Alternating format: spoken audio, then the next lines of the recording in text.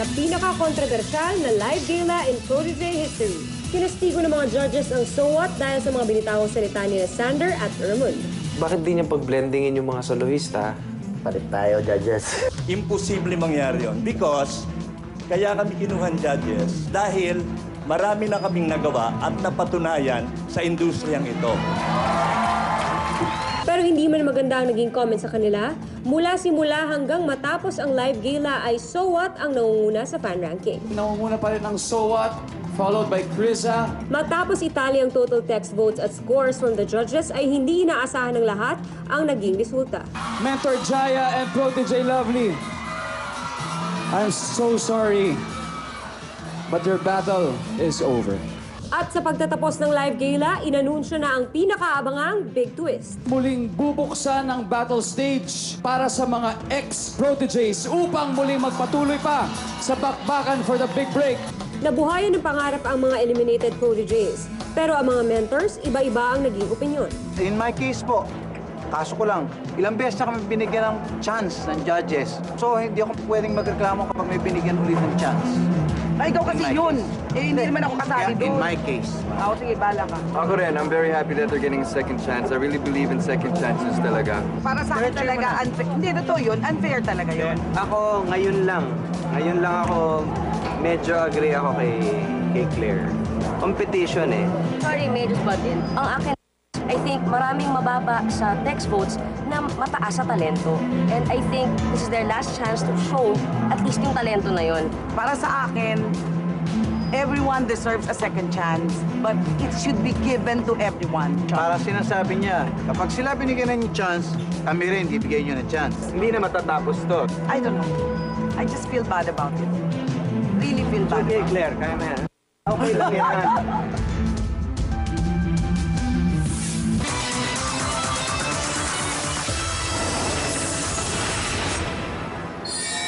Ako si Jenny Mercado. Live na magpapatuloy ang at pinaka-pinag-uusapan na twist sa telebisyon ngayon dito sa Inside Protégé Live. Bago sila muling sa bakbakan at bago sila muling pumasok sa Protégé quarters, alam kong inaabangan na to ng buong bayan, the ex-Protégés Rosalyn, Samantha, Denise, Nomer, and Lovely. Welcome back, ex-Protégés. Uunahin ko na ang isa sa pinaka-kontrobersyal magbitaw ng salita sa inyo. Hey, Samantha, anong masasabi mo sa pahayag ni Mentor Claire at Mentor Jano na unfair daw ang pagbibigay sa inyo ng second chance? Ano sa tingin mo? Anong masasabi mo doon? Well, hindi naman po kami nagbigay ng second chance sa sarili namin. At kung binigyan naman po kami ng second chance, eh, tatanggapin na lang po namin yun. Wala po kami, hindi po namin pwede sabihin na maging negative kami about it. Kaya, yun po. Okay. Lovely. Sino sa tingin mo ang pinakamalupit mong kakumpetensya? Tingin ko po siguro si Ate Lira po siguro. Kasi po... Dito, sa mga kasama mo ngayon. Dito po ngayon. Si Nomer po. Si Nomer? Kasi po, kahit po bata po siya, marunong din po siya mag-isip. Ay, Nomer! Alam naman ng lahat na crush mo si Ate Denise. Oh, sino mo na mas makabalik sa kompetisyon, ikaw o si Ate Denise? Ano po, siyempre po yung pipiliin ko, mas makabalik po ako sa competition. Yun? Dahil yung dream ko po, para matupad ko po yung dream ko po. Yun po. Tama yun. Denise, ano namang masasabi mo doon?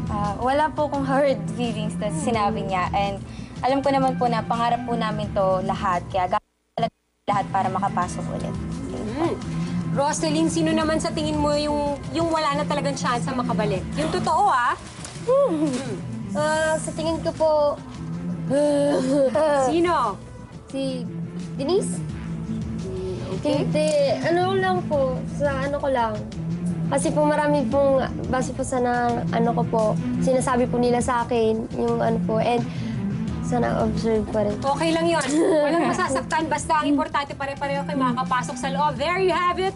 Protégé, handang-handa nang bumalik sa laban ang 5 ito. Pero sino kaya sa kanila ang mabibigyan second chance to fight for the big break? At paano sila tatanggapin ang top 5 na papasok sa quarters ngayon?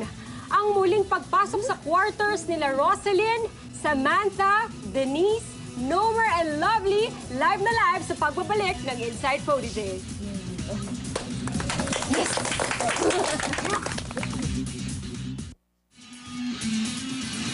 Ay, sorry. Sorry.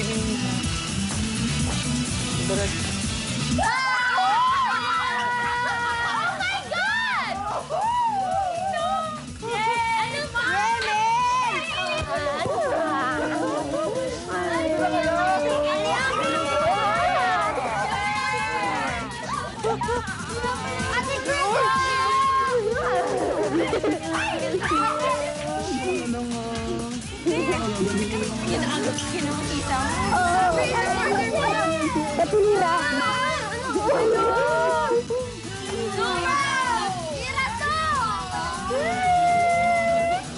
Dito kayo, palikan!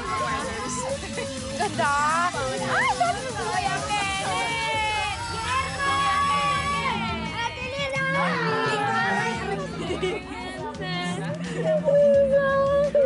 Parang pinapais na agad kami ni Stan. Aray ko. Pero naalis ko. Eyeliner? Gano'n naman umiyak. Miss ko sila eh. Ewan ko nga bakit. Wandali lang. No!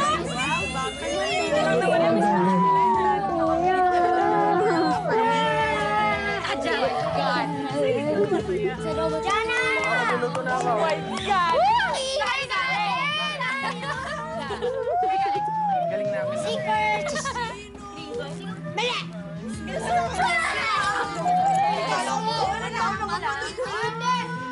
Sexy ka! Uy, may sakit ka? Magdagdagan niyo yung bed!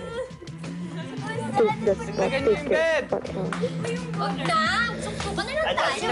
Rosaline, halika na, magluto na tayo. Bebe! Balikin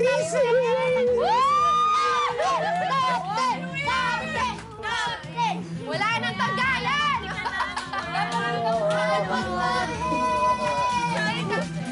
Bukas, abangan namang hanggang salitang binitawan ng top 5 protégés dahil sa di inaasahang resulta ng huling elimination at ang tunay na saloobin nila sa kompetisyon ng mga na-eliminate nilang mga kasama. Ito ang mga drama at kwentong hindi nagtatapos sa entablado. Ito ang Inside Protégé. Heels ka pa labing ngayon, ha? Yes! High heels na! Ano ba? Ba't parang pumayat ka? Yung min! Saan ka nagaling kapon? Galing kami ka. Lang pa. Alam mo ba, hanggang ngayon, dahil sa sakal mo, sakit pa rin yung leeg ko.